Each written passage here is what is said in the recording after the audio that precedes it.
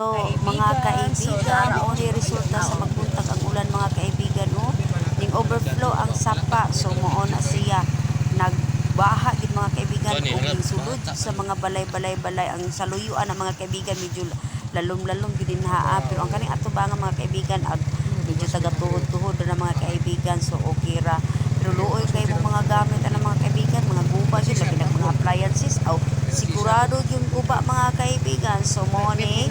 resulta sa magbaha mo na ang sapa mga kaibigan o ni overflow yun siya so basta magulan aw expected na kay na magbaha gid mga kaibigan kay dali na kay na siya mo taas ang tubig mo na mga kahoy mga kaibigan so mo na mga anod ug mga lubi pod mga anod mga